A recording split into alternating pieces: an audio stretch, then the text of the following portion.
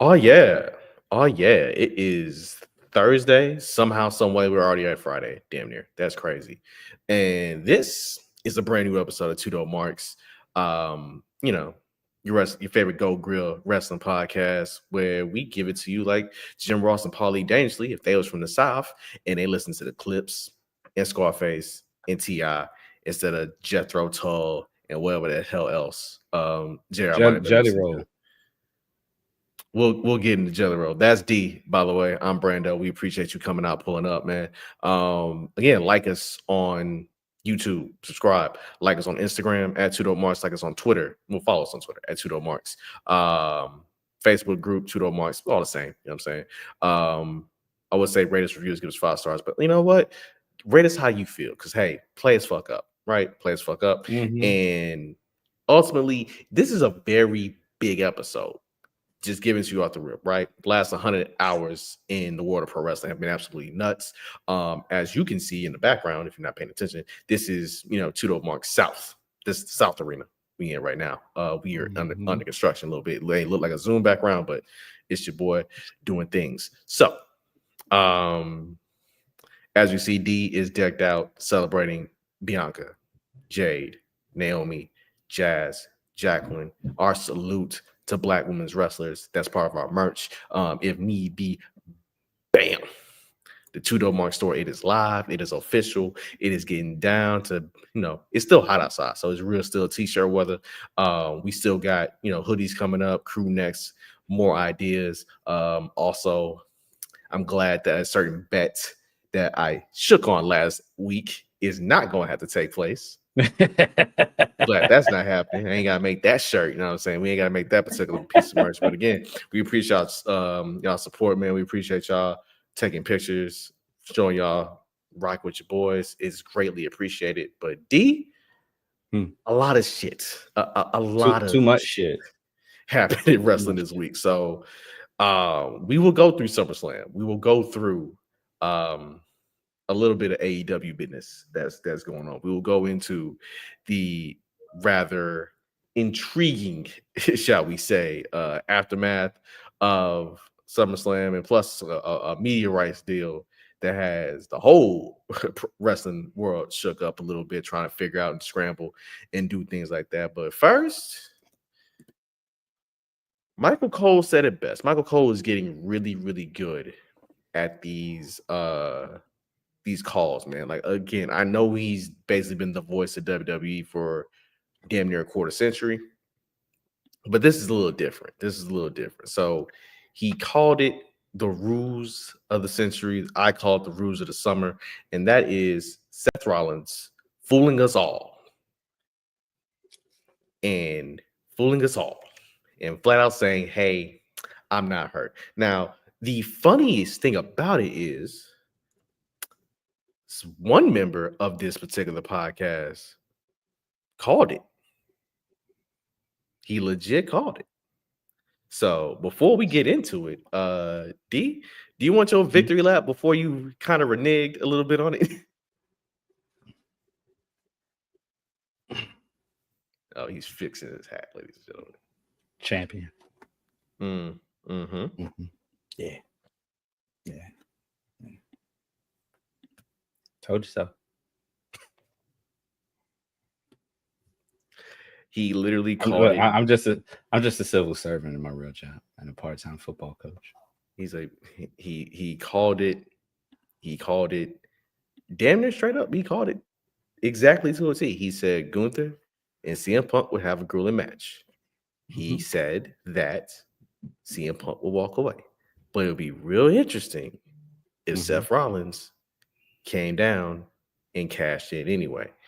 And sure enough, all of those things happened in a rather terrifying way that it all happened. Needless to say, myself, like a lot of people, once Seth dropped them crutches and took off that ACL knee brace, I was like, you mother sucker. You mother sucker. You can't fool. I say D was like, you can't fool me. You can't fool me. Nope.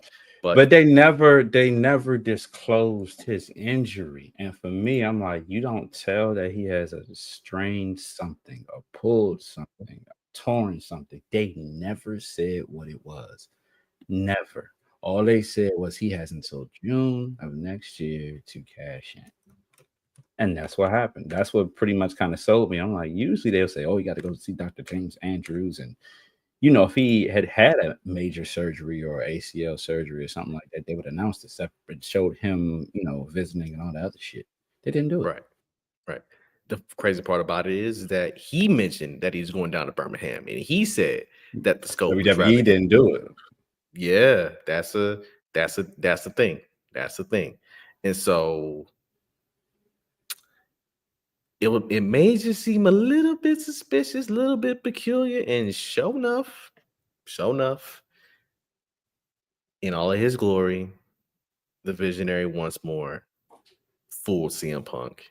And once more, for the second time in less than 3 months, we have a two-time world heavyweight champion. His name's Seth freaking Rollins. CM Punk is now tied with Drew McIntyre for the shortest reign as world heavyweight champion, which is another way of tying that story together.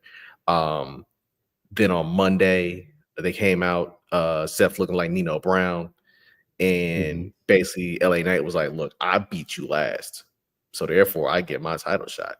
I get to beat your ass next. Had a good match, had a decent scrap. CM Punk pulled up because he wants beef, smoke, all of that. And then Roman Reigns pulled up, and it's like, oh, now it's getting really good. And then Roman got 4 tsunamis and his shoes stolen. Again. So, first off, here's what it's insane. The Shulafala is even more insane. That's just insane. Here's where I'm at with this, right? We knew that last year Seth was basically an intermediary between Drew and CM Punk as the feud of the year. Seth Rollins has already taken the mantle of hater of the year this year. Like, ain't no other way around it. Don't matter if it's a B pay-per-view or a PLE, as I should say, SummerSlam, WrestleMania, it don't matter. He has basically been the road runner to CM Punk's Wile E. Coyote every single chance he got. Every chance he got. I got a thought. I'm gonna save it for a while later. And so look, considering that these two don't like each other, I need fights. I need every stipulation match you can think of. I need them. I would say this. Shout out to the first black champ. Shout out to J.R. Barry. Shout out to Ken for the port. They were like, look, they Bears fans, bet. The first Monday night game, Soldier Field, I need them to fight in the end zone. Oh, yeah. I don't care what it is. You can go back to all the old NWA classics. You can give me an I Quit match between them two in a steel cage. Like freaking Magnum TA and Tully Blanchard. Give me you gotta touch all 4 corners with a bull rope. Oh, you know what I'm saying? A bull rope match. Yeah. Give me a dog collar match. You know what I'm saying? Give me that. Give me something, because 2 years now, CM Punk has been in straight up blood feuds. Yeah. And now we got the bloodiest of blood feuds with this dude who has consistently made you look like a mark at every single chance. You might have won Netflix debut. He got you Elimination Chamber. He got you WrestleMania. He got you at SummerSlam. All he needs now, well, technically, he also got you at the Rumble.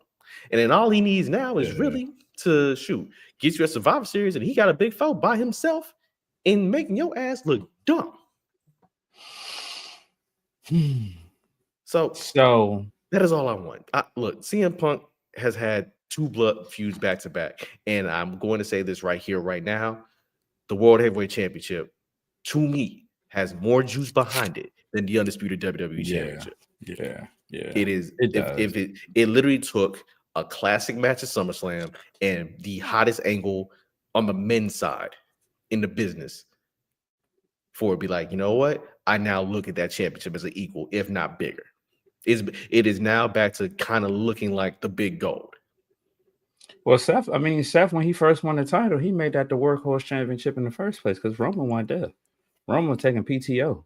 He only showed up when Cody showed up sometimes, or showed up when he just felt like being, or he just felt like being there in New York or in the Garden, or happened to be if Raw or SmackDown was in Florida where he lives at. So that's what that was. At some point, and I'm waiting to see, because now we are past SummerSlam. The next big PLE of the year happens to be Survivor Series. Well, let's say of the big four. I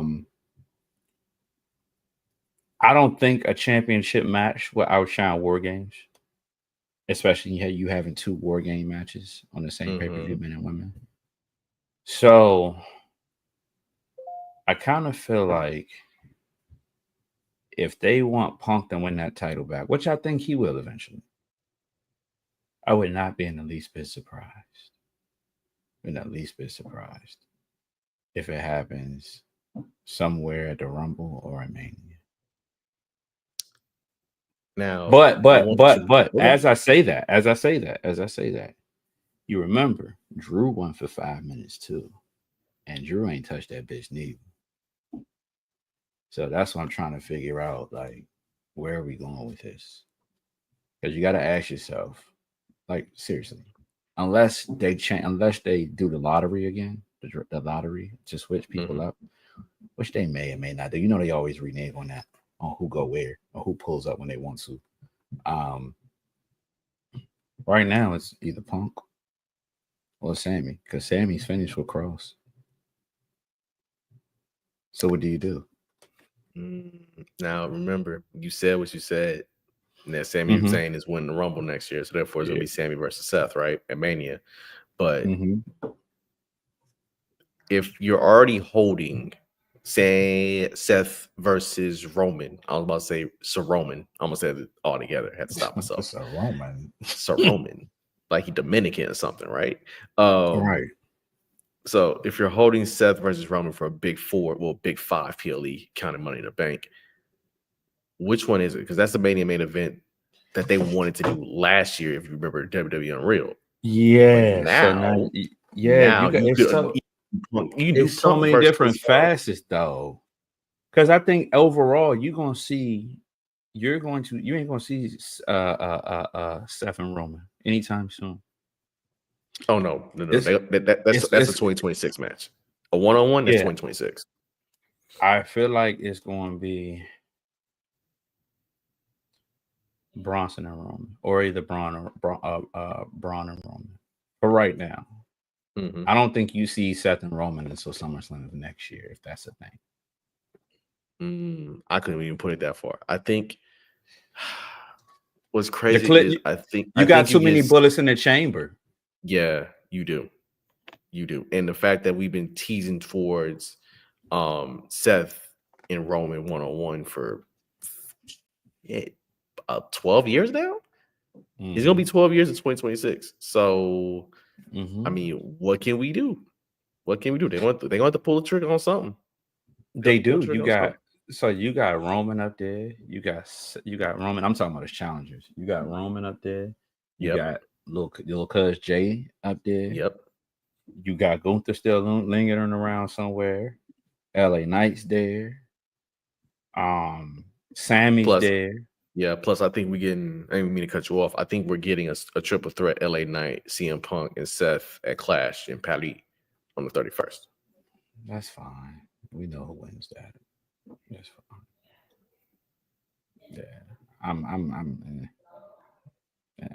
I'm all about the ruses at this point. And predicting.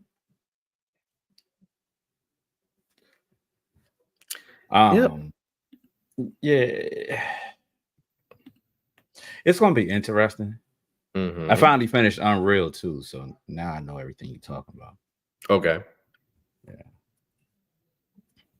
Yeah. WWE called me too on the Zoom call. and told me that Seth's leg was messed up. Mm-hmm. All right. They said you could probably mention it, but ain't nobody gonna believe your black ass. Wow. You're just a dope mark.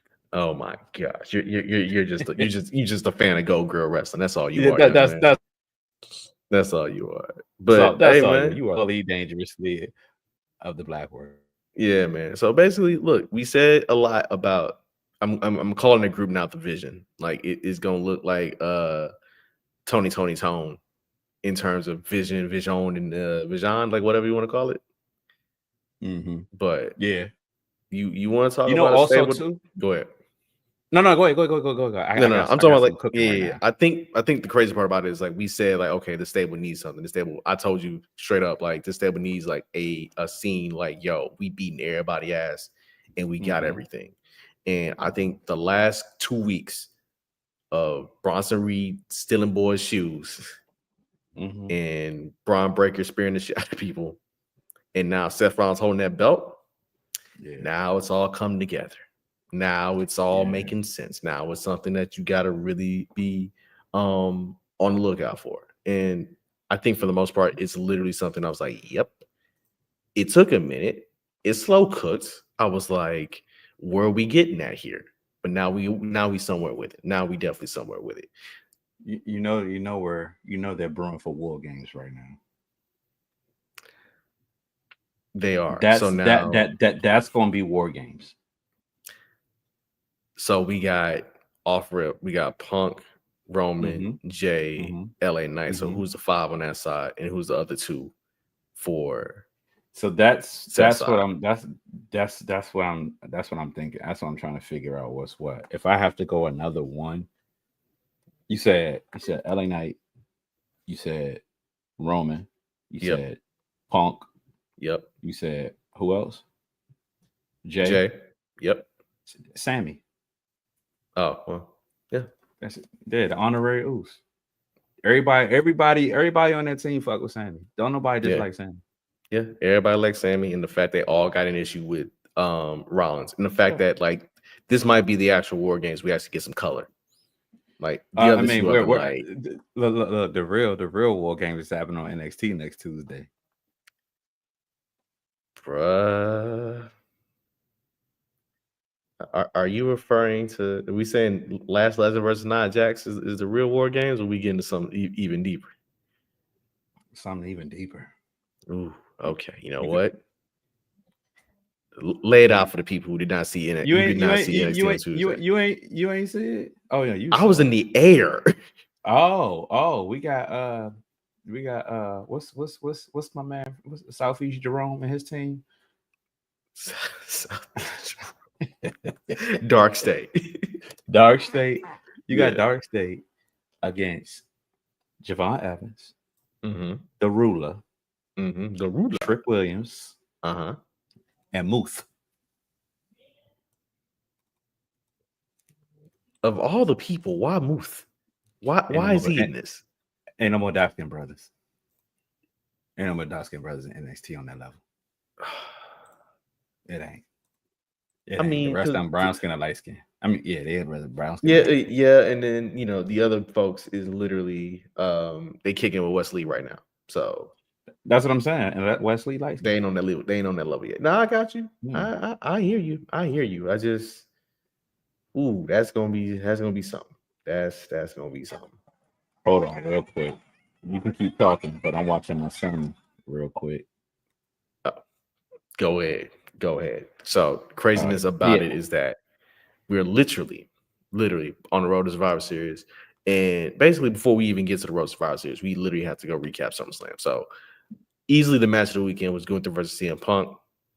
CM Punk outsmarted that man in a great big man versus little man Punk fighting from underneath type match. Easy 4.5 stars.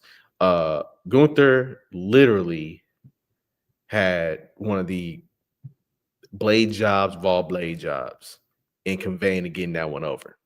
Bruh. Now, again, people think Gunther's boring. They think all he does is chops, and even Bret Hart was like, yo, you chop people for real. Like, we're not in the business of hurting people. I'm like, Tell that to the Hurt Syndicate because they hurt people. That's their whole bag.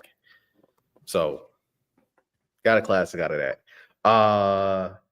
Street Profits look like they trying to hit the good old split. I don't think they are. I hope not. I hope boy, to sound like freaking Day from next Friday. I hope they don't. They ain't gonna break up. I hope they don't break up. I hope they don't. Bruh. Nah, crazy thing about it is I gotta send you this video real quick. Oh my gosh. Okay. Now all I'm saying is look, SummerSlam between the Profits losing, shout out to the Y6, shout out to that crazy. That was a unreal TLC match. I hope. Shout out to Candice LeRae's insurance. Look, she went knee first into a ladder, and I was like, I know PWG Candice is smiling from ear to ear about this, but at the same time, cause the knee, like how you go knee first? Ugh. Just ugh. I still shudder at it, man. Still shudder at it. From there, look, we got braced herself and just took the joint from her shoulder. Yeah, or landing your back. Or went sideways or something. Shoot. Shout out to Tommaso Ciampa's core workout routine to say I'm not getting Jeff Hardy on this ladder. Bruh.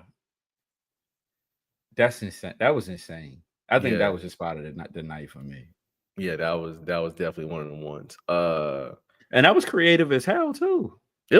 It was big facts, man. Big facts. So let me ask you this real quick. Did you see the response from the crowd when the Y6 won? They weren't happy. Yeah, they weren't. They weren't happy. You know what? Why I think they weren't happy? That's the next question I was going to ask you. All right. So basically, a TLC match is all right. Not even basically. Here's what it was. It was 6 teams putting their bodies on the line, just doing mad work, mad situations, mad things happening, right? And then it was literally one team that did all of maybe 3 or 4 bumps. Uncle Howdy pulled up. The new Sister Abigail, aka Nikki Cross, pulled up, and they got the belts. That's Stepsister Abigail. Yeah, that was it. Wasn't no more, wasn't no less. And it's like, yo, Andrade already got his spot, which is the sunset flip bomb on the ladder. That's forever his spot. You know what I'm saying? Yeah, that's always the thing. Shoot, Gargano and Ciampa going through the table. That's them. Montez Ford being Montez Ford. Axiom and Nathan Frazier.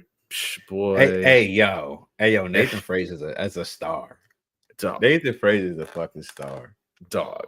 Like, just this madness. Let's get no, shout out to Dog though. Bro. Dog took that Spanish fly, bro. Dog. Y'all gonna start talking about my man Dog. He always comes up. He don't play in these matches, man. When it comes to like, yo, we got the spotlight on us. Oh, I'm showing out. Also, shout out to Montez Ford's reaction to Candice LeRae going knee first in that ladder. That meme has been saved in my phone. Yeah, that one's going in. So, real quick, again, shout out to Charlotte Flair and Alexa Bliss. They say they ain't friends, but they are now the new women's tag team champions. A certain lady from Jersey did not show up. We were like, all right. Randy Orton and Jelly Roll versus Drew McIntyre and Logan Paul. I think that was do you give Jelly Roll his flowers for taking a top rope frog splash from the post through a table? Yeah. I mean, but he got extra cushion though. Nah, he down to 249 though. Gee, I don't know if that's extra. Are you over 2? I've never been over 2 in my life. I ain't never been over 2 in my life. The closest I've ever been is literally 180. That's as close as I got. I've gotten to 190.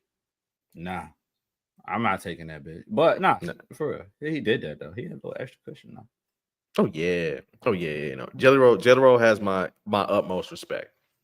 Now, sir, you ain't gotta you do not have to take that again. You don't. Yeah, You really so don't. I will say this in the Celebrity Hall of Fame for wrestling on the big moments, he's not in the top 5. No, that is still Bad Bunny. And then Yeah, Bad Bunny, and I hate to say it, he's a wrestler now, but Logan Paul is still that guy.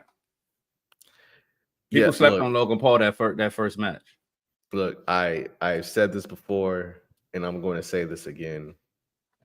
I said this online. Logan Paul to me is officially a wrestler first, and all the YouTube annoying shit second. Like Yep. that dude here every week now, dog. That dude's a man dialed wrestler. in.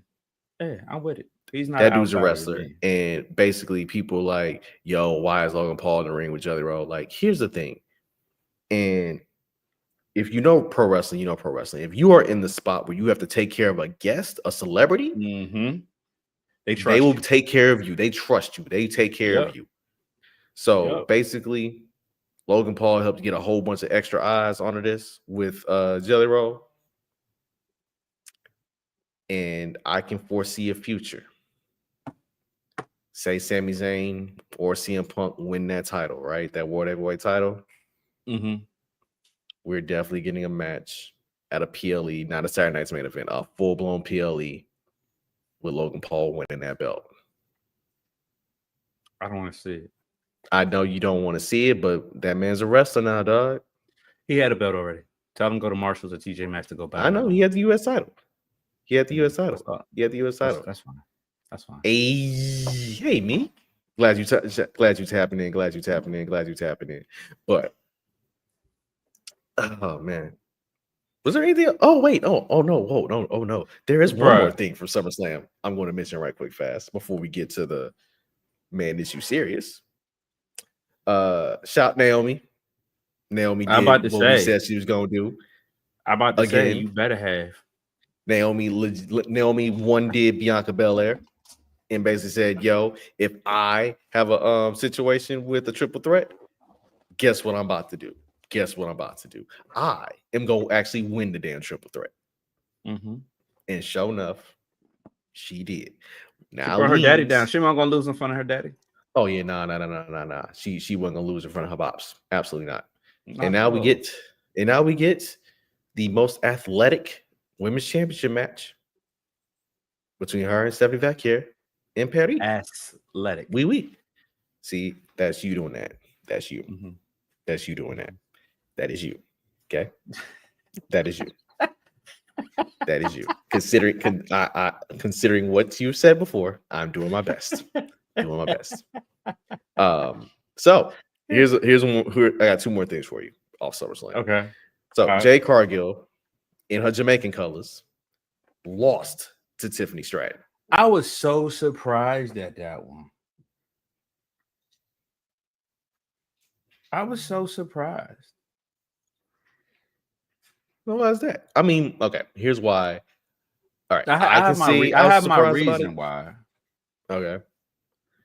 It's just Tiffany Stratton's reign has been so subpar.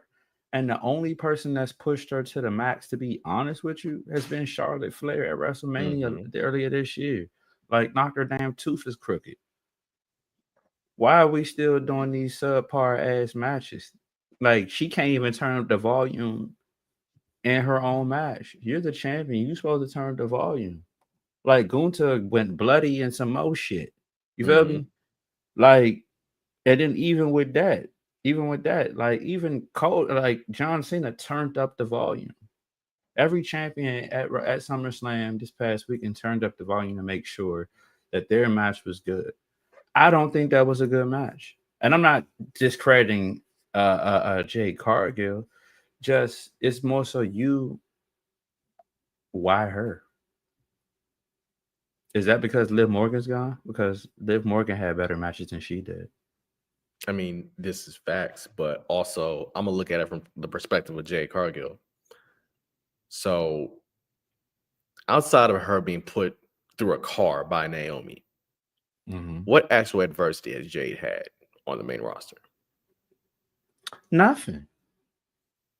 I mean, and I get it. I get what you're saying. You got to sell a story or whatnot.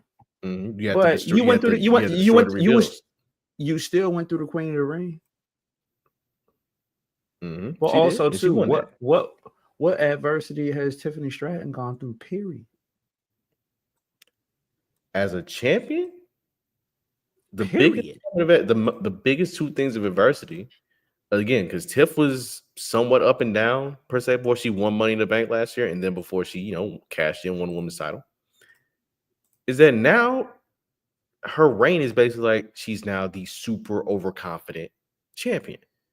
She's beaten Jade, she's beaten Charlotte, she's beaten Nia, and you see how people was upset when she beat Jade on Saturday. Do you want to know how people gonna react if they actually say, "Nah, Bianca Belair is actually gonna lose to Tiffany Stratton"?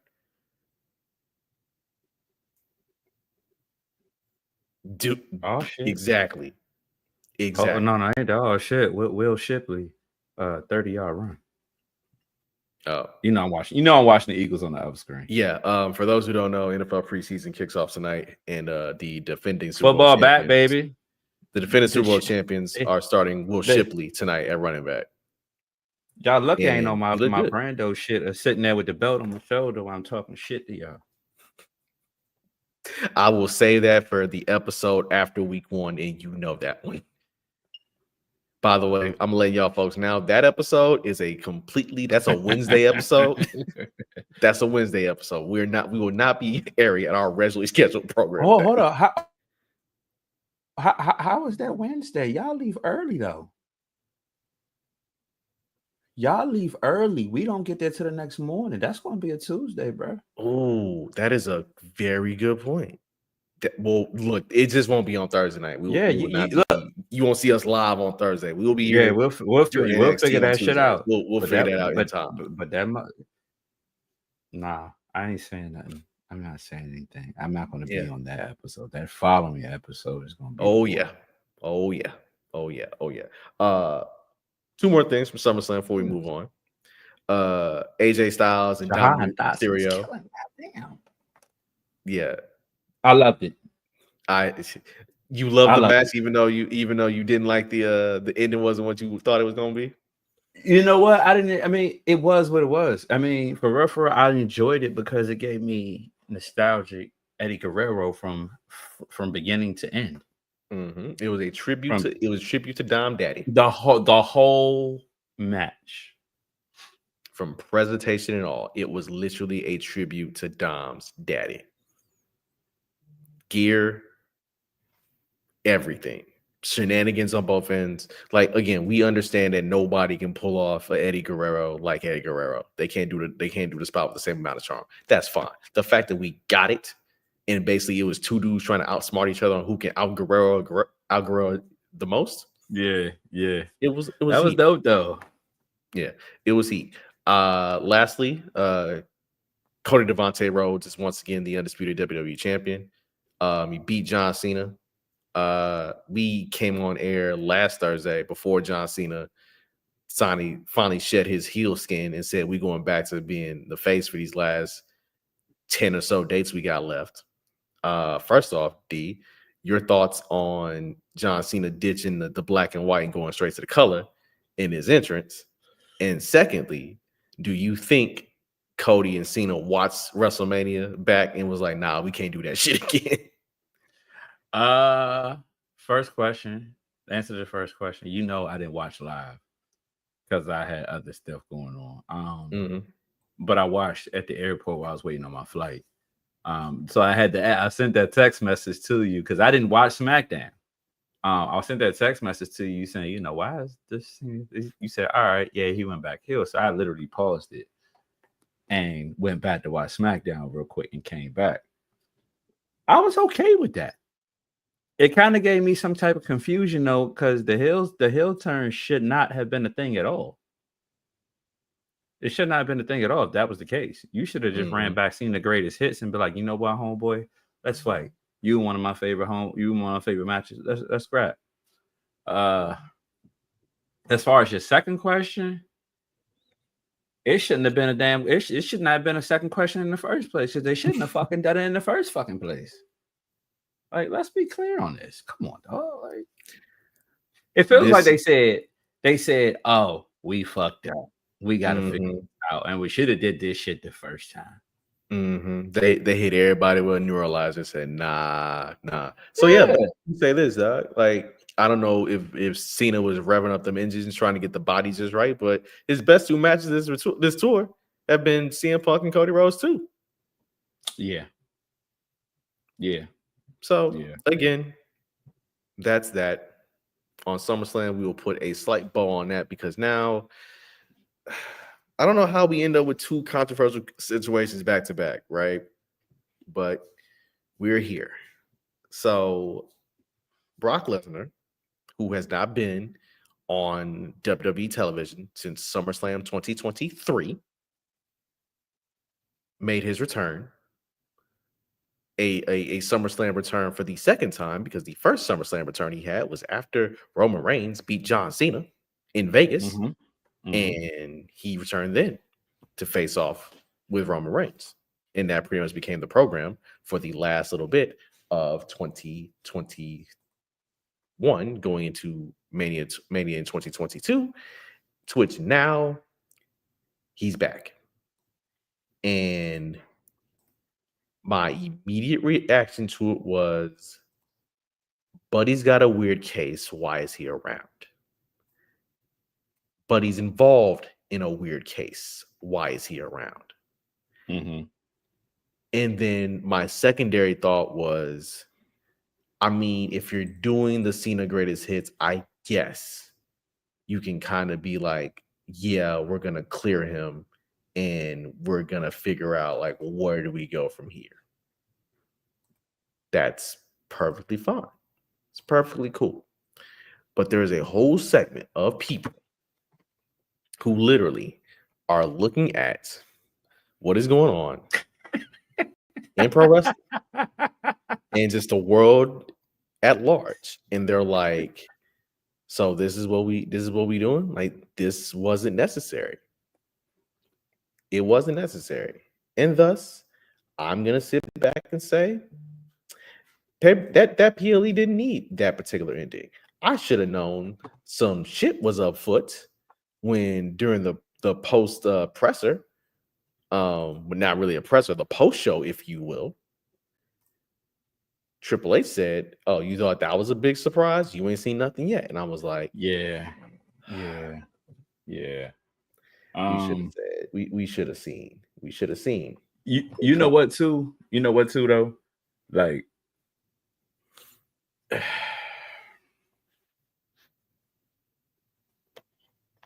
I have so many thoughts, and I've seen so much shit happen in the last month, wrestling wise, where reality is intertwined with wrestling, with Hulk Hogan and who he was as a person, and then the situation with Mr. Lesnar and how he's associated with Mr. Redacted, and how that aligns with what happened on Sunday. For real, at this point, I'm not going to say it's wrong. I'm not going to say it's right, but I'm going to say they don't give a fuck no more. They don't give a fuck no more. Shit is what the fuck it is. And I'm not condoning it. Please don't think I'm condoning it, but shit is what the fuck it is right now. And expect it. And you might sit there and want to complain about it. You want to talk shit about it. You want to tweet about it and talk about it on your podcast or whatever. Keep saying it. Keep talking. Keep saying it. Until they change it. Don't stop. But they're doing what the fuck they want to do right now. And they don't care. You saw what happened. Let me tell you what happened, bro. You know I was out of town this weekend. Hey, you know that as soon as I got in the rental car, Make America Fit Again was a thing. You know they don't give a fuck no more. Yeah, I recall. With everything going on right now, bro, they try and make money. And they don't give a fuck how they do it. Because ain't nobody going to stop them at this point. Is it right? Fuck yeah. Unless you are TKO or Disney at this point, yeah, good luck. I'm gonna continue to talk my shit. Brandon gonna continue to talk his shit. Keep talking your shit. But I'm just gonna let you know they're gonna do what the fuck they want to do. So to be fair, to be fair, do what the fuck y'all want to do. Keep talking. Cause that right there wasn't for me. I'm tired of seeing his ass. I've been tired of seeing him. I mean, I get it from a storyline purpose. Yeah, he's out of all the series of matches that Cena had, his greatest matches, that is one of the ones. That's probably his biggest foe outside of the ones who are hurt or in other companies. Mm-hmm. But I get it. They trying to make money. If it don't make money, it don't make sense. And they saying fuck y'all feelings and fuck my feelings too, and fuck Brandon's feelings too. So here's what I'm gonna get at with it, real quick, fast. Here's a whistle. What you said pretty much summed up a lot of my feelings, but at the same time, I'm also like this. Yes, they're gonna do what they want to do, but also you hold power too. If you want to go to find an alternative, you can do that. Yeah, Ashe is right there. Reality is right there. Is Fight Club, right there. Is. And for people trying to use this as a means of tribalism and try to be like, yo, AEW wouldn't do nothing like this. There are people over there who got serious allegations too against them. This is not a moment to play gotcha. This is literally just a moment of something I love and hold dear, which is pro wrestling. Once again, being like, fuck it, the money there, let's do it.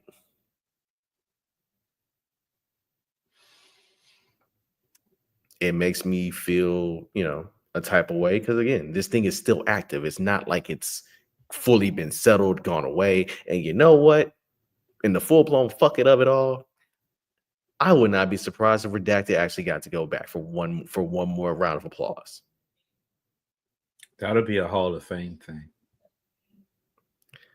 Look, if that man is cleared, the second he's cleared, expect his ass there at the next Hall of Fame or the next Monday Night Raw or the next SmackDown, Tuesday Night Titans, Saturday Night Main Event, whatever. He gonna be there. But they want to do, and that's all wrestling isn't about since we've been kids. And before that, they do it the fuck whether you like it or not. And they know we gonna spend our money to watch it. They know that me and you or Black Wrestling or those wrestling girls or Lip Gloss and Ladders or Public Enemy, but they know we gonna talk about it. So the notoriety is gonna go up regardless. They know that's what they're doing. It's shock value. It's shock value. That's what it is. And now you got a bigger platform with TK up, and now Disney bought you for $1 billion something. Come on, bro. More money. Yeah, they lining their pockets. They lining their pockets for everybody. Their kids and their grandkids gonna go to college. It's real Scrooge McDuck over there. Real Scrooge McDuck. I get it because I would do the same fucking shit. But one thing I'm never gonna do is change my morals for $1. A man gotta have a code. Shout out to Omar from the Wild. Shout out to Omar Little. Man gotta have a code. And look, I said it when I watched it. I'm like, look. So basically, here's what I'm gonna do. When dude on screen and dude show up in segments, flip the channel, dog. It's too much TV out there. You have the power. It's too much TV. Like you don't have to watch. Like we are here as people who react to the things that we see. We are the people who give our opinion on what goes on. But if you're saying that let's say anything beyond that, nah, dog. We ain't got it. We don't have to do it. We don't. It's crazy because when WrestleMania 30 happened, everybody was yes manly, and everybody thought that nobody wanted Batista to win the title at WrestleMania 30, and they wanted Daniel Bryan to win that fucking title. At that point, not to say wrestling wasn't big, but wrestling was still it was a decent thing. And they made management change that shit. Even to the point when Rock came out there to Cody and said, hey, I'm a fight Rock. They still changed that shit. Mm-hmm.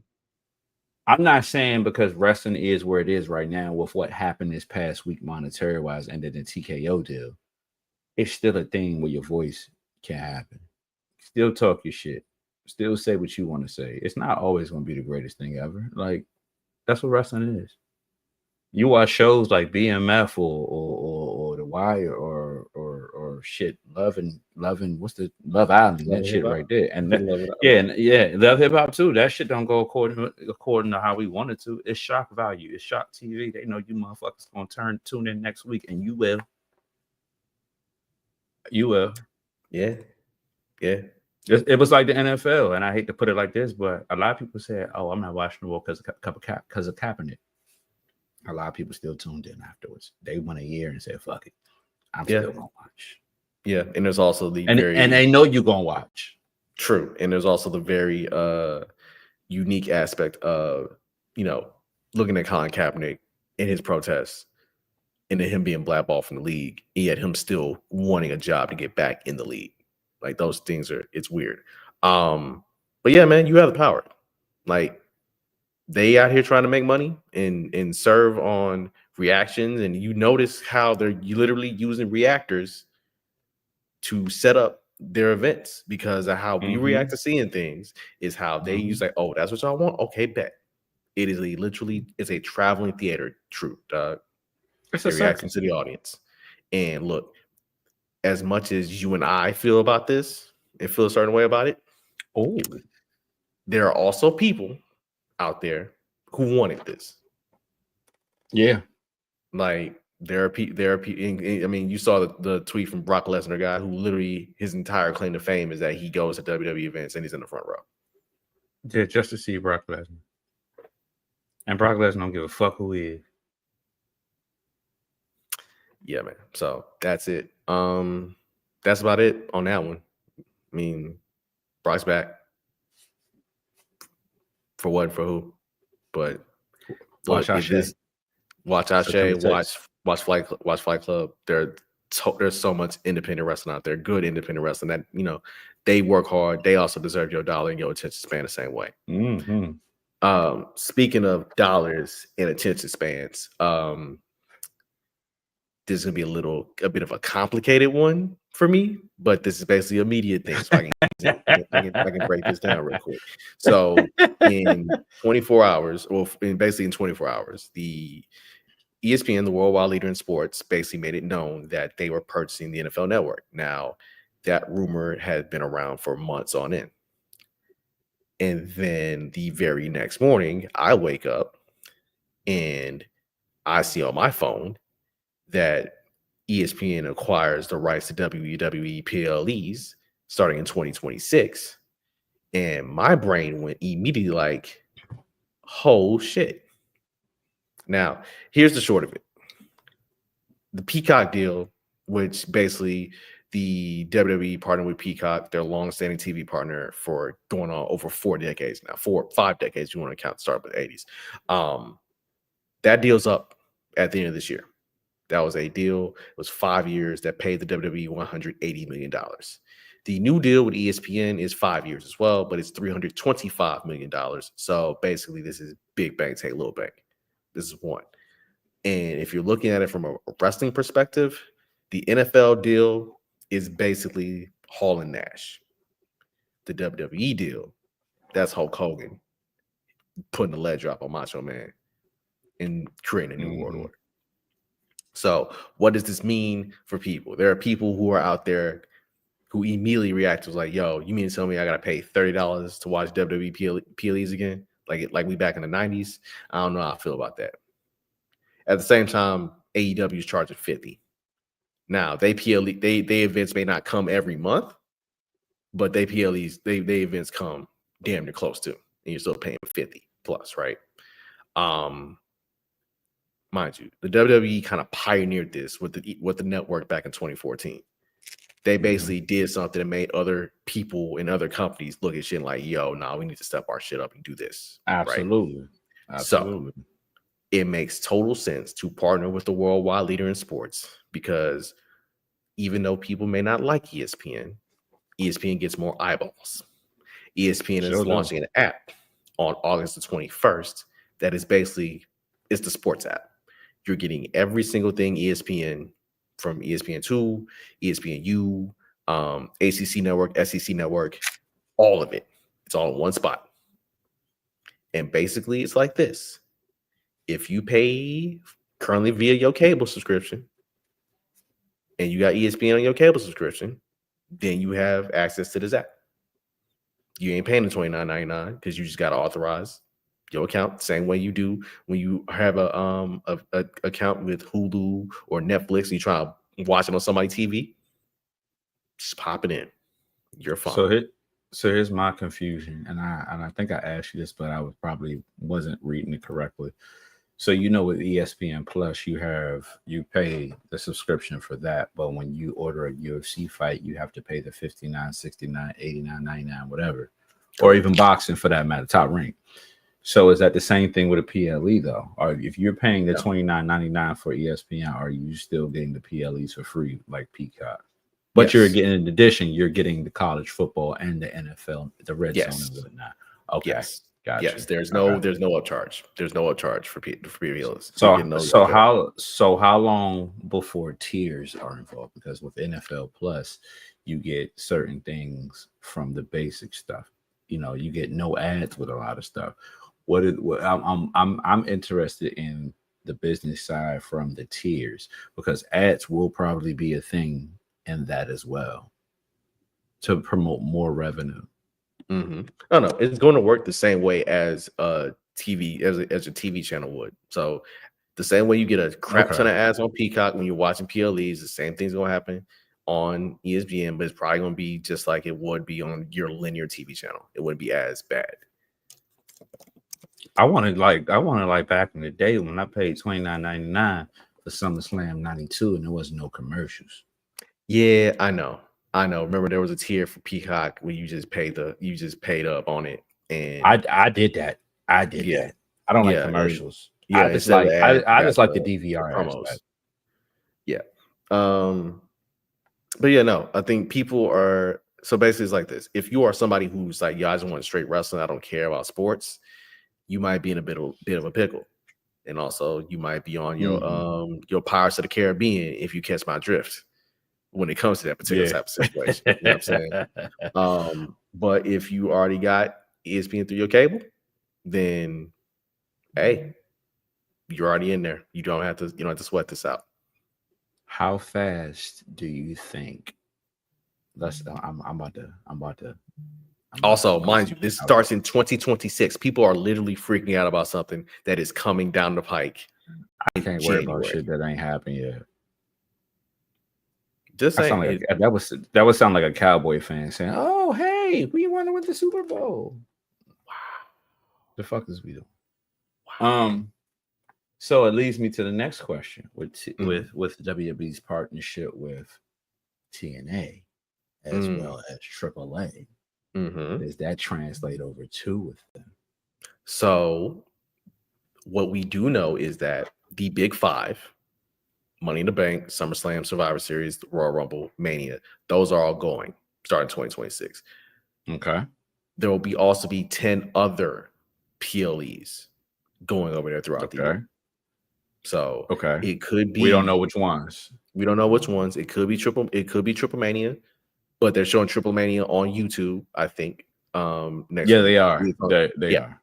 So basically what it is that, mainly the PLEs, and then also you're getting pre and post shows for those PLEs, right? That's all going on. That's all going to this new ESPN app.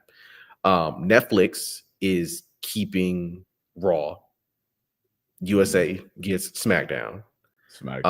Peacock CW might keeps be NXT, or Peacock. CW keeps NXT. Yes, CW keeps NXT. Okay. The main question is, no one knows who gets the full blown WWE archive. Like the full that's WCW, everything, every tape library they purchased over the last 30 years. You know what I'm saying? That nobody knows who gets that. My guess is, because it works best for this particular type of streaming service, it works best for Netflix to have that, in my eyes. Fair. Unless we want to buy it, I mean, we gotta put the bread up for it. You know what I mean? It's I'm saying. You know, if these motherfuckers buy our t-shirts and hoodies, we can get that shit. 30 something down the line.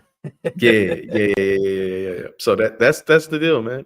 Plus, I think TNA has an end because the fact that we are about to say WWE is leaving in 2020 at the end of 25 going to 26, and TNA is like, yo, we looking for a new streaming home. Who's to say you can't get a deal with the company that's trying to be the number 2 wrestling promotion in America?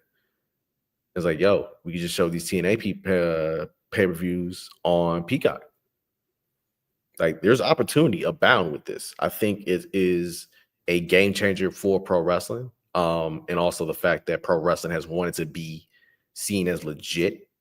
And now you're literally going to be talked about and given the same care on ESPN programming, not the same way you would boxing or UFC or even, you know what I'm saying? So yeah, you will likely see more WWE coverage on First Take around, the big 5 PLEs, you know what I'm saying? Yeah, definitely. I'll tell you a story off air, D. I got you. About how real life kind of messed up my little situation. Because a certain American Nightmare was in Bristol doing the rounds. Yeah. So we'll go there from there. But yeah, man. Any more questions about there'll be more questions about the ESPN deal with WWE throughout the year because people are going to be looking at it little like, oh, you know what I'm saying? But it's more. Yeah, people scared because they were paying their little $9.99 or $5.99 or not or whatever 99 and getting free shit. They're getting free PLEs. I mean, I get it, but I'm gonna be honest with you. You gotta get your weight up. It's a price to pay to play. I'm screaming. It is. I'm so serious. Get your weight up, babe. Because think about it. Think about this shit, right? First, it was WWE Network. For $9.99, you can get on it. all that. And they're moving to Peacock. Made everybody else like, yo, hold on. Yeah, they evolving, man. Like now they are, from a business standpoint, WWE was the no pun intended, was the worldwide in sports entertainment, number 1 worldwide sports entertainment. At the same time, you had nothing else to watch. Like you can literally Ring of Honor, you could probably YouTube that shit. You know what I'm saying? Yes. Or you could go, or you can just hop on Twitter and see what happened. Now, I think actually no. You know who was next after WWE with the streaming? Ring of Honor was crazy. Ring of Honor started their own, Honor Club. They had their own streaming situation. Yes. They were a little successful with it, but New Japan came next shortly after. TNA said, "Fuck it, we already been here. We got to figure out how to do this shit too." Facts. And here comes Big Bad AEW with Tony Khan sitting with a bunch of money, his daddy money in his pocket, saying, let me sign a couple deals with HBO and Bleacher Report and Amazon and shit like that. And so they applied pressure. Fight TV. You see what I'm saying? So they applied pressure for the same people. I'll put it to you like this: for the same people that used to tease WWE fans for the content and be like, yeah, it's weak, this bloodline shit is crazy, da da da. Now the WWE people can say, haha, you still have to pay $59.99, sucker. I'm only paying $29.99 a month, and I probably get 2-3 PLEs in a month. What you gonna do? Grow up, get your weight up.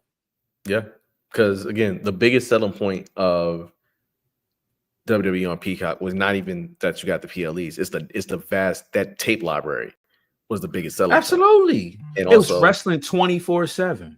That was the biggest selling point of the network. And for a lot of people who watch Peacock, Peacock's gonna be fine, y'all. Peacock gets the NBA on NBC in the fall.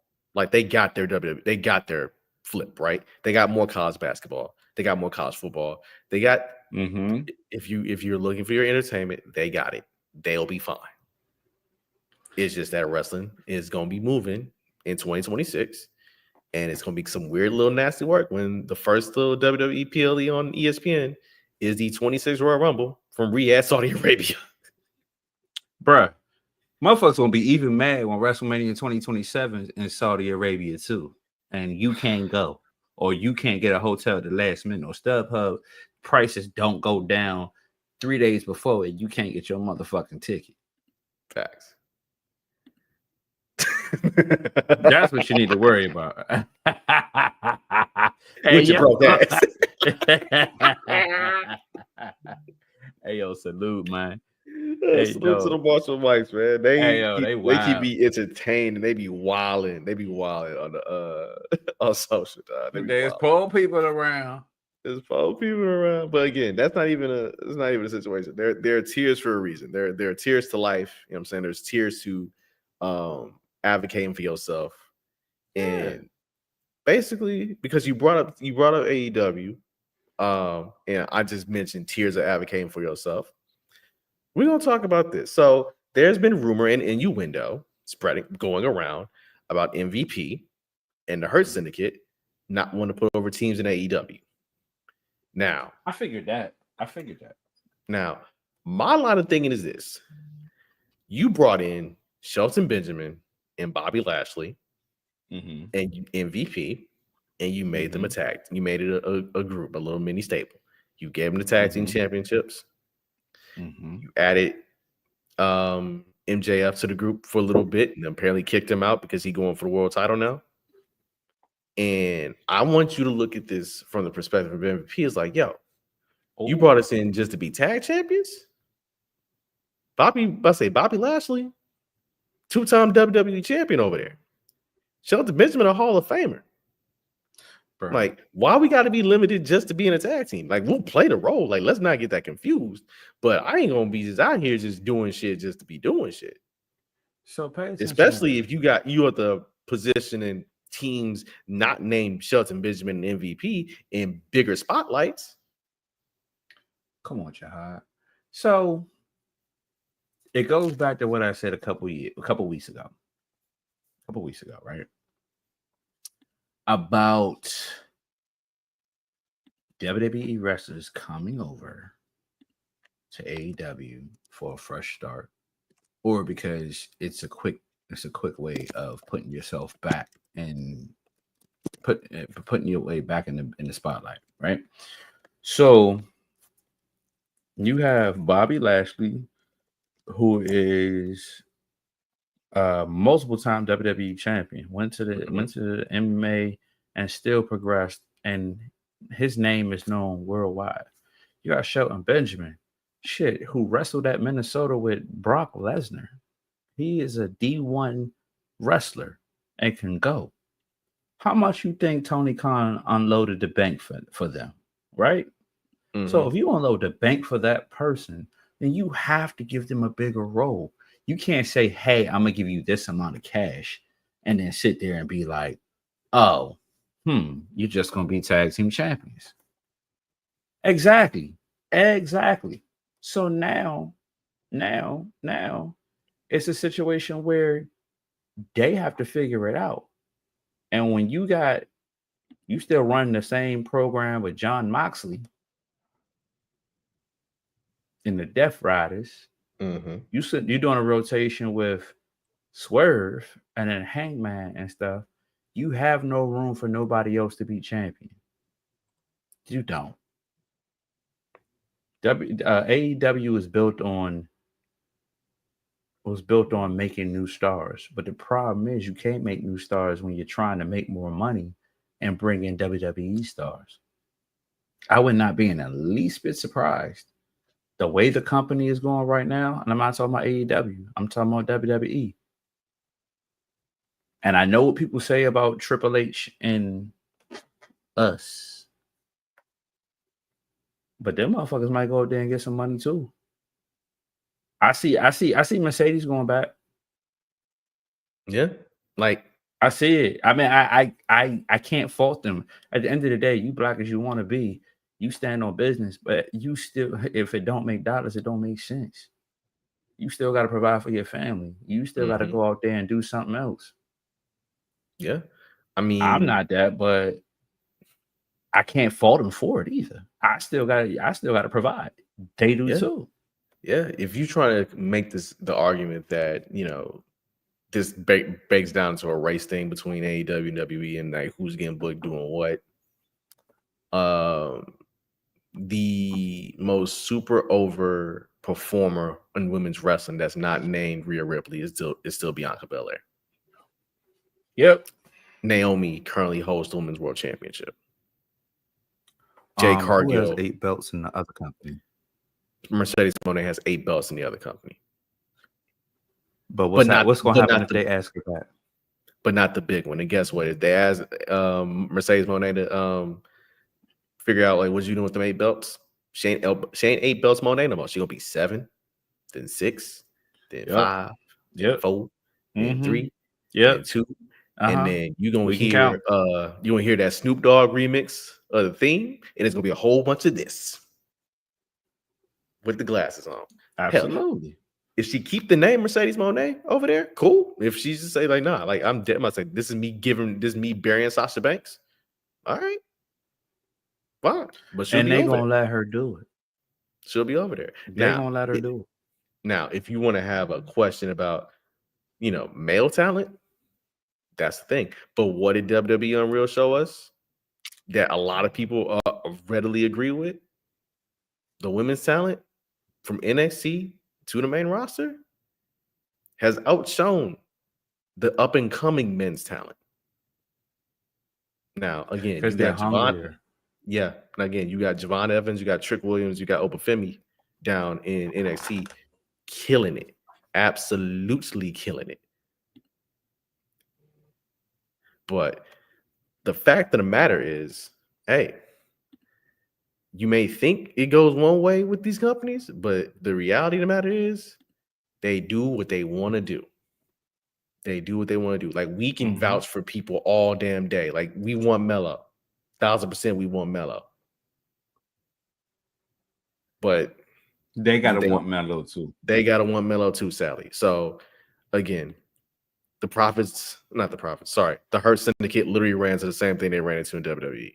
It just came in Jacksonville Jaguars, teal and gold, as opposed to, Yeah, pretty much. Yeah, and guess what?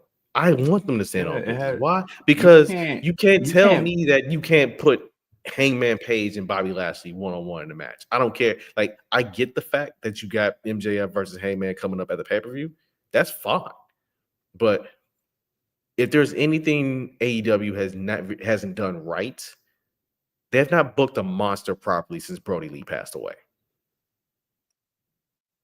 So they try so often. That's what I was about to allude to real quick.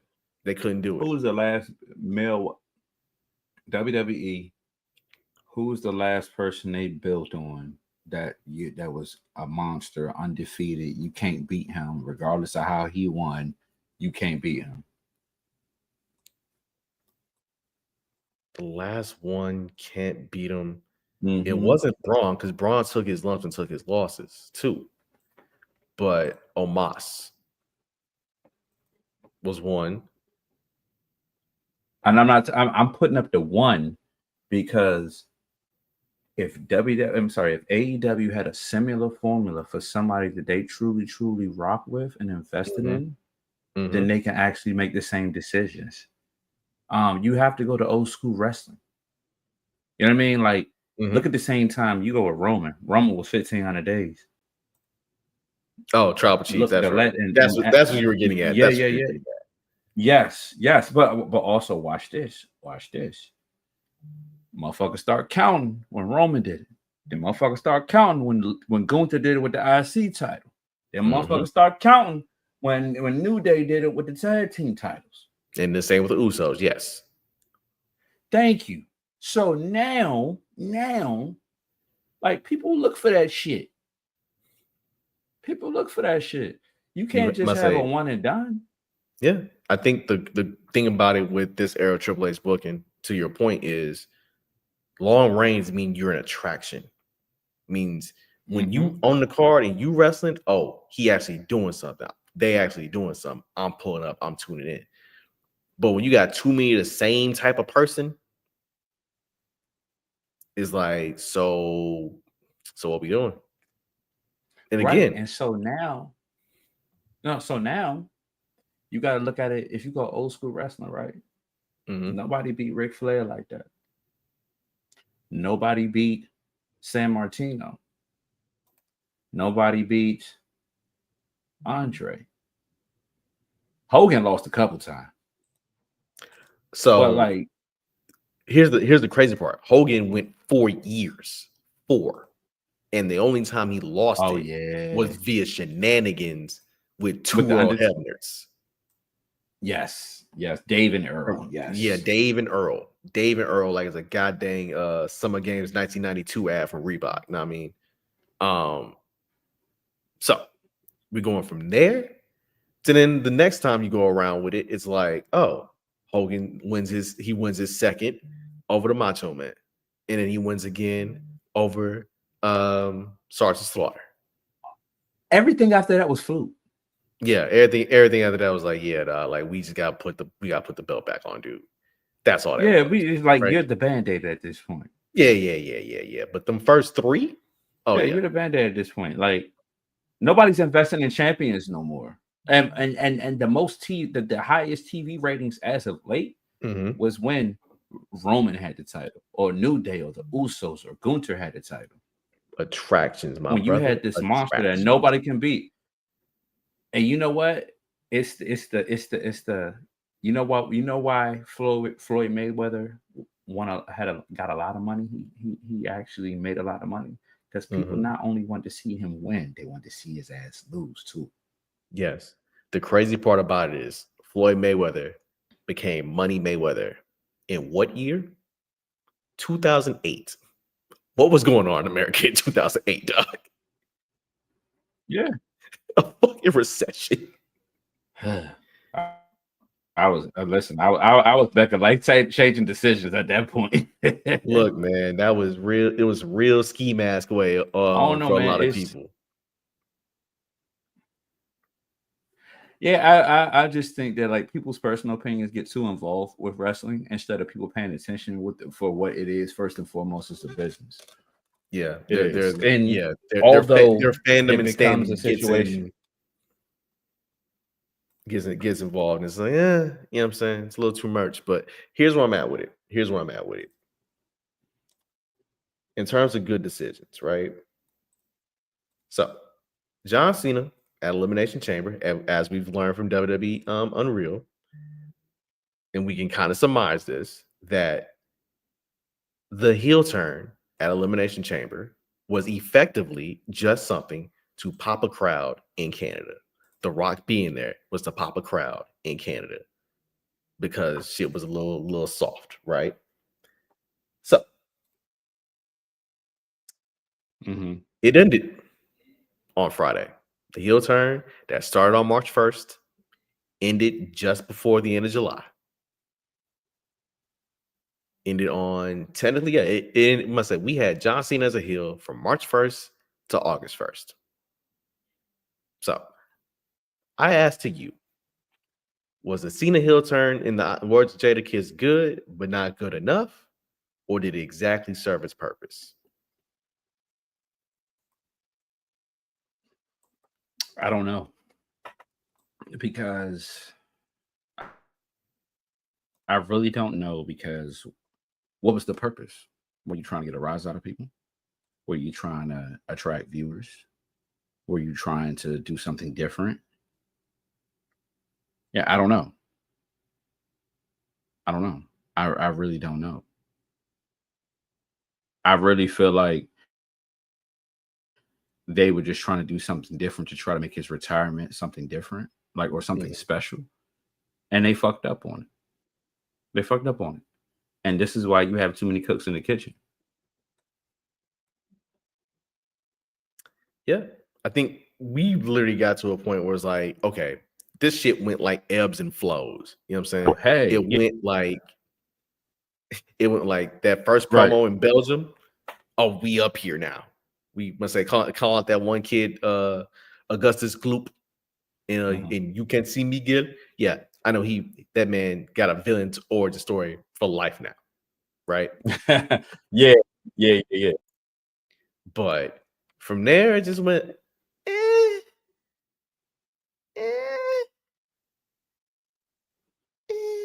It's like I'll put it to your music terms, was D, very because you'll love indecisive. this. Very, very You'll love indecisive. this. You'll love this one, D. You'll love this one. This shit was a hot single, but then you mad that after you got it, you paid $15.99 for the CD. Oh, I did plenty of that. It's so disappointing. Mm-hmm. So disappointing. So disappointing. So disappointing. And with that, you just got to think about it for a lot of ways, man. It's just, I get what they wanted, right? They want John Cena to be John Cena of all things. Be a face, right. Be a heel. Like, basically, let this retirement tour be, let's go ahead and get everything under one fell swoop. Let's get all that together. Let's get it all tied in. But it didn't hit the way they wanted it to. Not in totality. It didn't hit the way they wanted to. Like, it was perfect the night at the Elimination Chamber, in which, you know, we had Travis Scott, which now means Travis Scott being out there was for nothing. And also, I'm like, word. So, Travis Scott. Was he really out there for no reason? They was trying to get this man to wrestle. They were. They try to get that man to wrestle, and you know, it ain't go the way it was supposed to go. Which I'm glad. I don't care if that man is from Mo City or not. I'm glad it went down like that, to be honest with you. Me too.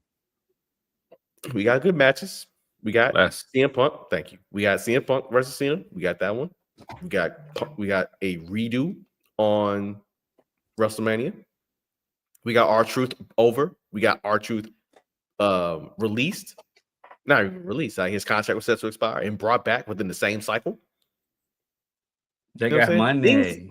They got money. They ain't scared. They ain't scared. And so ultimately, my line of thinking is, if you're gonna do the shit, do the shit. Do not half-ass it. Do not half-ass a heel turn. Like, you gotta plan this entire thing through. You can't just do it saying, okay, let's pop the crowd, without having a decisive plan, like a decisive runway of what you want this to do and what this wants to be. Now, yes, were there little hints of what was going to come? Yeah, we saw that at, you know, Backlash in St. Louis when he was up there calling for competition, and then he looked back and was like, damn, this shit really about to be over. I don't know how to feel about this just yet. So you saw the little hints, you know what I'm saying? Because again, and I say this more often than not. What was that? Like, you watch WWE Unreal, like, unless they're gonna release the next episodes tomorrow or next Tuesday or 4 Fridays from now, it's all gonna go to shit after that. Because people gonna think about it after the fact. His heel turn was the last episode. Well, him winning the belt of WrestleMania was part of the last episode, and saying in Triple H. That's what I meant. Yeah, my bad. Riding off like it was Hollywood, something like this story never ends, right? Mm-hmm. And I don't know if you noticed during Seth's return and Becky Lynch being in the back talking about, like, oh, was I giving y'all false shit on the internet? That's why you shouldn't believe hey, that was real. Becky also what she did to Nikki Bella also what she did to Nikki Bella on Monday was kind of like that was super savage. That was Becky 2018, 2019 right there. I enjoyed it. We know why. We know why Nikki Bella back, man. You ain't got to rub it in like that, cuz you ain't got to do it. Not my problem. But all in all, yes, there were WWE Unreal. The director for Unreal was in the back, so they're filming. We saw it for next year. So they're filming again for next year. So basically, we're gonna get a continuation of, hey, here's how we handled post John Cena turning heel, Cena turning champion. And now, what do we do from here, right? Because now it's going to lead into Cody getting the belt back, and this, then, and the third. Ultimately, I got to give this heel turn a C. Like, this is like it was so late. It was literally like that picture. You see it, they draw the horse, you know what I'm saying? And the horse is like elegant and full 3D fleshed out, and in the back, and then you get to the head, that shit look like a goddamn a doodle from old buddy who currently stands on top of the people's house when he lost. I dare, bro. Yes, it was a goddamn deer, bro. The entirety of this was a damn deer, bro. That's it. I hate it for John Cena. I hate it for him. It's gonna be a weird little stain on this shit. But hey, man, we got some things. I got a question for you. It wasn't enough. Was his Not retirement enough. better than? Was the retirement better than Goldberg? You're comparing Kobe's retirement to Paul Pierce's retirement. My point. And mind you, this is not a slight to Paul Pierce, to be honest with you. It's just that Paul Pierce ain't put up no points in his last game. I must say he a legend in Boston. He a legend in Inglewood. He's a great scorer. And he's very underrated. And in Kansas too. Shout out to Jacques Vaughn and them. But nah, dog. Like this is the hiccup on the fair. This is really the hiccup. Like, oh, let's heat check ourselves right quick fast and see what we getting at.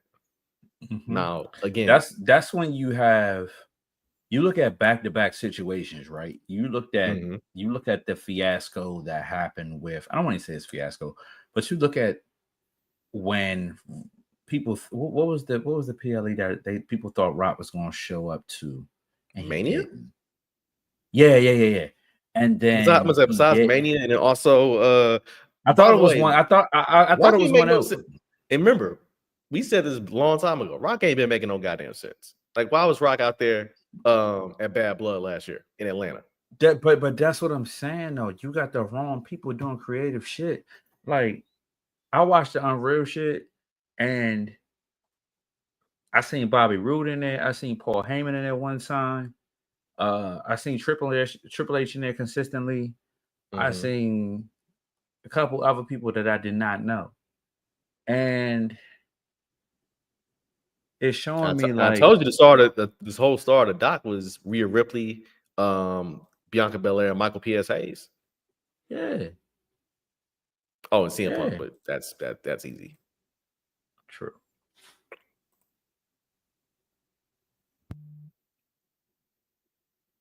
But at large, like, it was mid. And the point about it that we're going to get to is sometimes mid things happen to our greats.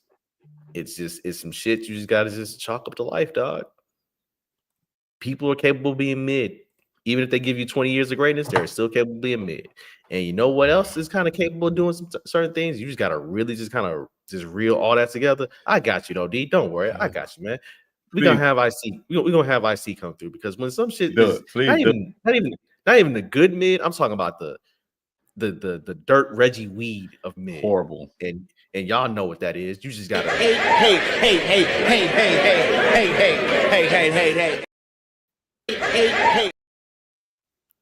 Almost had to do it twice. I had to drive it home. It is time for Hater of the Week, our favorite segment where we kind of get some shit off our chest. I will go first. It's real short, real sweet. Yeah, man, my Hater of the Week is my sleep pattern. Yo, what? It's my sleep pattern, dog. Like, we are in a space right now where we about to be hit with everything you can imagine. Baseball season. Football season is really about to be in full swing. You see preseason going on right now. Also, my additional, so that's gonna be super crazy. My additional hater of the week is everybody who said CJ Gardner-Johnson tore his ACL. I didn't got an alert. I didn't think he tore it. I thought he tore his Achilles. Yeah, I got an alert from two different companies that said the man tore his ACL. Guess what? Two different sources say the ACL is intact, according to sources. They're doing some additional testing.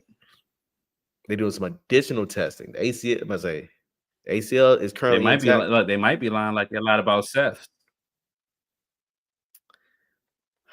Boy, if CJ walk out week 1, walk out there with some crutches, and then drop it. They dropped the crutches. Drop the crutches, and then basically, let's say Will Anderson or even Derek Stingley on that defense hands him his helmet like Paul would hand the Money in the Bank. I'm with it. I with the shit. It's over. So yeah, man. Shit. I'm not here for fake sources. I'm not here for people getting the news wrong. Like, if you get something wrong, say clarify your shit, retract your shit. It's fine. It's natural. It's part of the game. But yeah, my sleep pattern and people getting shit wrong, man. That's my hater of the week.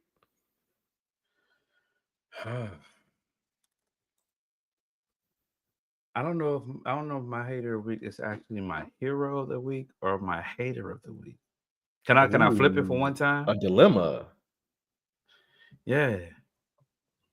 My hero of the week is Jerry Jones. Whoa. You know what I gotta do. You know what I gotta do now. Hold on.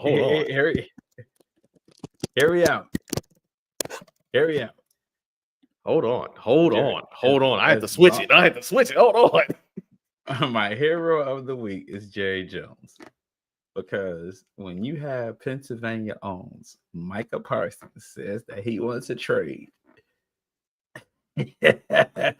because you don't want to pay him, you're my hero of the week. I love the controversy. I love the dumbassness. As long as Jerry Jones is alive, I'll be a happy person. Jerry Jones, happy.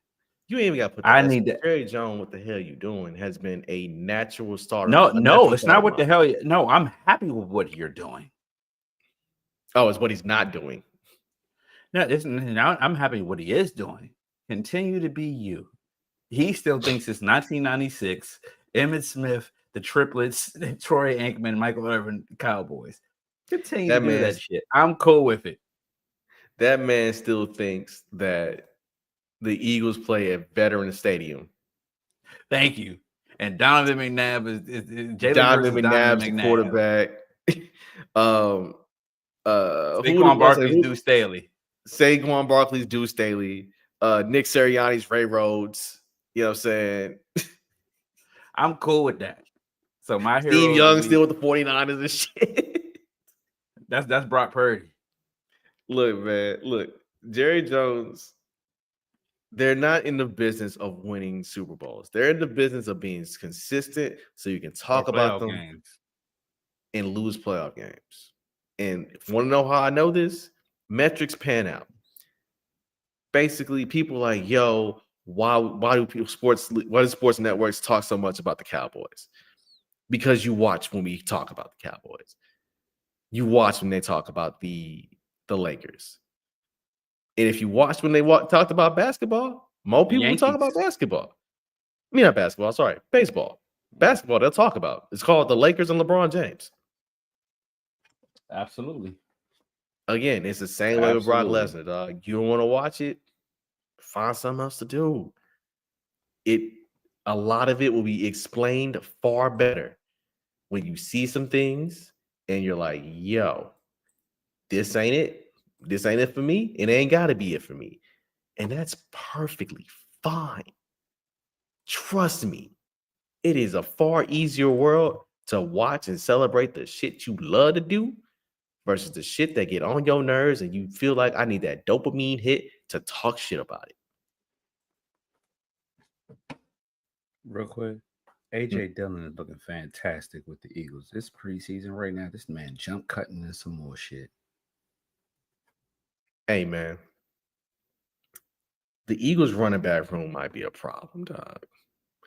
Saquon might not have to run for 2,000 yards.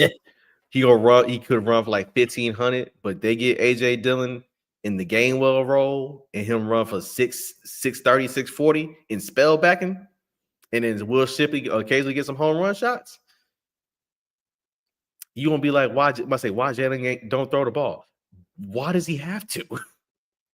That's another thing. That's one more thing. See, we didn't got you ain't got to do that. You ain't got to do that. You're right. You know what? It's his birthday today. I'm a spirit. Listen.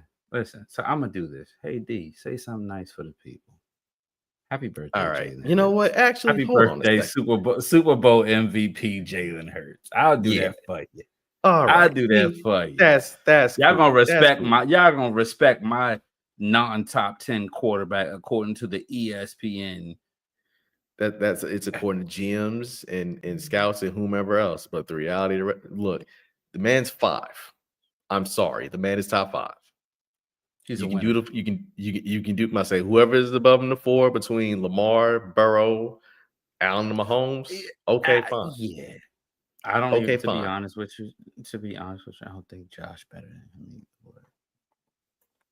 I'm just throwing names together, but I don't think so either. But I mean, but Jalen's 5. Jalen outplayed the GOAT of this current generation in 2 Super Bowls, 1-1. And he outplayed them both times.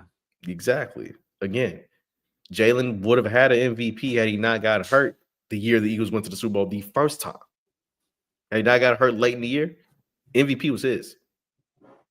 They ended up giving it to Mahomes, but that's neither here nor there. But you know what is here in there? Bam! This 2DopeMarks merch, man. Look, again, we are celebrating Black wrestling. We are celebrating the likes of Ron Simmons, who, ironically enough, it was 33 years ago, August 2nd, 1992.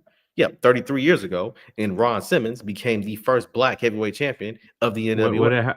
What happened in Baltimore, Maryland, at the Baltimore Arena. Yes, sir. He beat Big Van Vader. So yeah, we got t-shirts. I was there. We got t-shirts celebrating our Black pro wrestling champions. You know what I'm saying? We got our t-shirts that D is wearing, mind you, celebrating our Black women's world champions. We got 2DopeMarks logos, celebrating Go Girl Wrestling, all of that. Easy pricing, get you some merch that you ain't gotta go to www.shop.com to get. You know what I'm saying? If you can afford fucking AEW, you can afford these fucking shirts.